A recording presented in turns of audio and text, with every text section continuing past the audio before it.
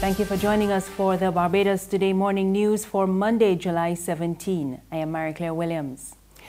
Our top story this morning, it is a case of wait and see this week what the trade union's next move will be following last Tuesday's March for Relief against government's austerity measures. They had given the Friendle-Stewart 48 hours to respond to their demands to cut the increase in the National Social Responsibility Levy by half. And on Friday, some public workers staged a go-slow in various departments. On the weekend, trade unions asked Prime Minister Friendle-Stewart to begin the requested dialogue without delay. In a joint statement, the union said government cannot inspire sacrifice by asking people to do one thing while it does something else.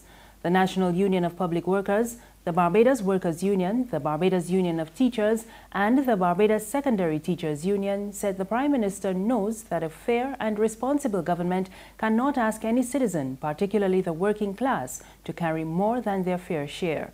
The unions had initially called for a repeal of the increase in the NSRL or a coping fund for their members. They later said they are willing now to accept a 50% cut in the increased tax. Meanwhile, the trade unions are being asked why haven't they escalated their action against government's austerity measures as they threatened to last week. The question comes from the president of the Barbados Homeless and Vagrants Society, Kemar Saffrey, who was a guest on VOB's Down to Brass Tacks on Sunday. Following their March for Relief last Tuesday, the unions gave government 48 hours to respond to their demands to reduce the NSRL or face further action. The deadline expired on Thursday, but so far there has been no indication of a favorable response from government. Saffrey believes the unions should go ahead and step up their action. When you say up the thing, I'm looking for, and you give 48 hours for up the thing. Well, it was said 5 and then Mr. Moore said 48. Now in 48 hours they're looking for a shutdown. If you say you up the thing, I think when they look at what is a go slow, I mean, really, truly wasn't impacted by no slow or no go. You understand? So I think that it has to be that when you make these statements, and I think that probably Mr. McDowell was feeling the crowd, and the people responded up thing. But we should be seeing a national shutdown because I think the country would support it, you know, and to some extent because they want the union to do something to represent them seriously. I think the meeting day is probably over. I think the go-slow day is over, the step day is over, and if you say up the thing, well then bring the reality, the up the thing. Opposition leader Mia Motley is making a case for constituency days should the Barbados Labour Party form the next government. She announced the plans during a walkthrough of the St. Philip North constituency on the weekend. She said the implementation of this year's austerity measures is a reflection of the government's lack of contact with the public.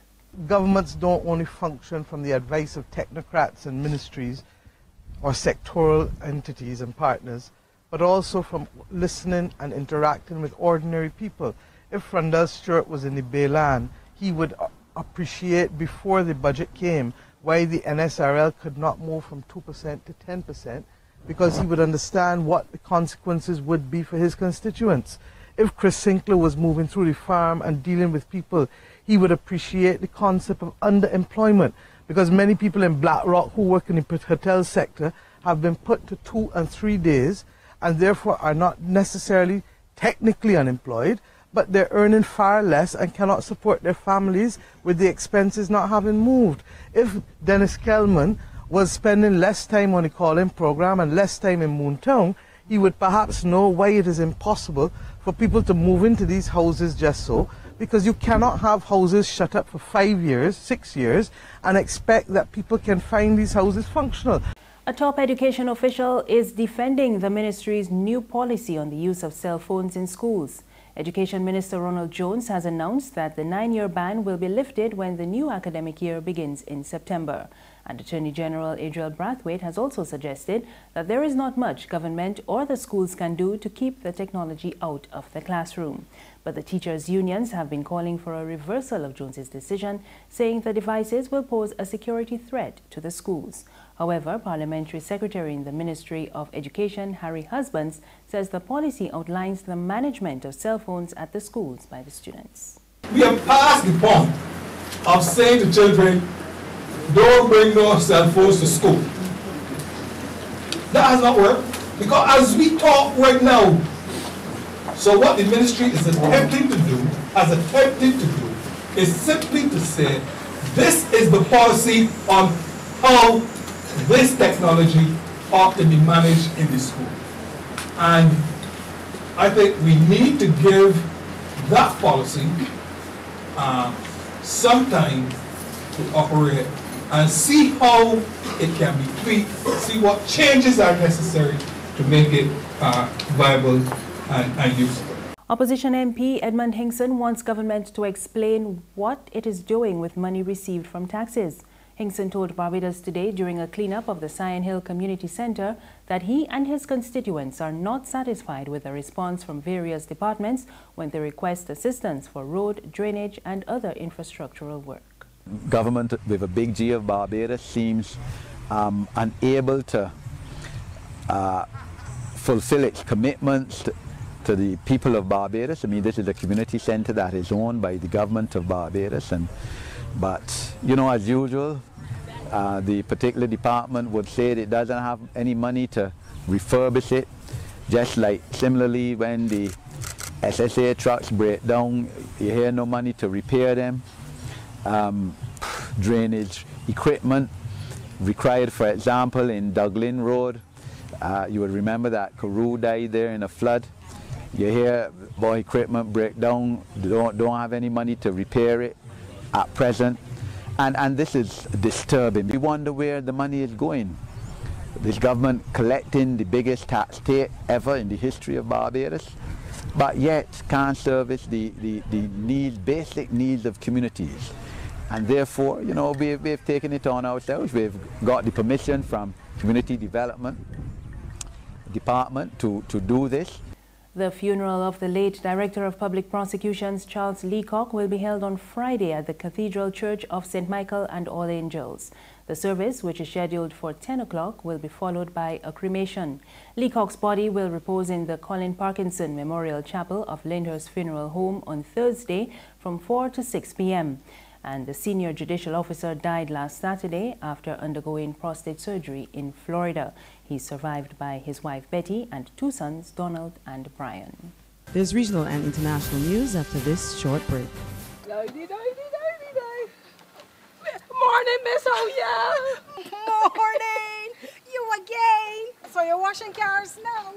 Well, I can't keep up with you at all. Yes, girl. You know they're going provision to selling slow. And I don't sell nation newspapers at all because them don't sell. So I washing cars now. I like to get up before 8:30 because I can't take the hot sun. You want the car wash? No, not today.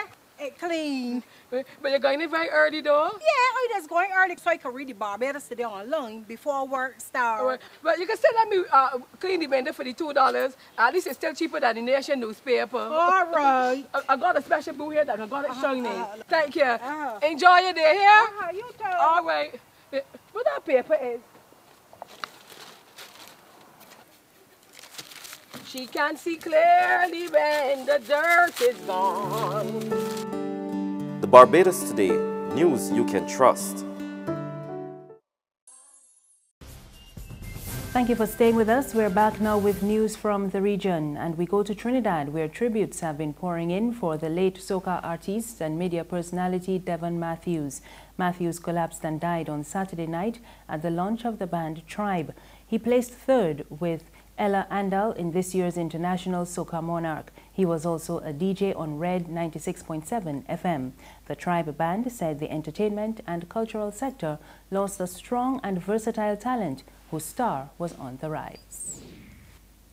And finally, one person was killed and several others wounded when gunmen fired shots into a crowd of voters in Venezuela on Sunday.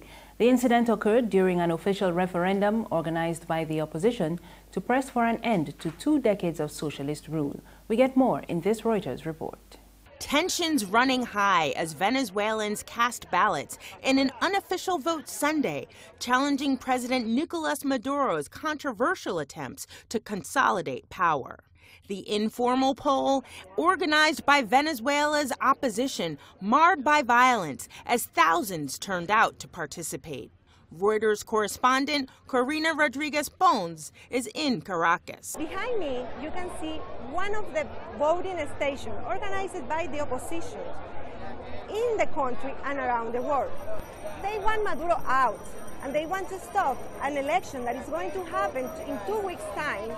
The people that are voting today said they are angry because the food shortages, the economic crisis, and also because the government has been sending opposition leaders to jail and violating human rights. They are saying they are living in a dictatorship. At its core, Maduro's plan would create a so-called constituent assembly, which would have powers to rewrite the Constitution and supersede other institutions. Maduro says it's the only way to bring peace after 3 months of violent anti-government protests. That takes us to the end of the news this morning. Remember, you can get more on our website, www.barbadostoday.bb. You can also subscribe to our e-paper, email updates, and like us on Facebook. We're on Izumi Media in bus terminals and Screenplay at supermarkets and gas stations near you. You can also tune into Mix 96.9 FM. I am Maricla Williams. Have a good morning.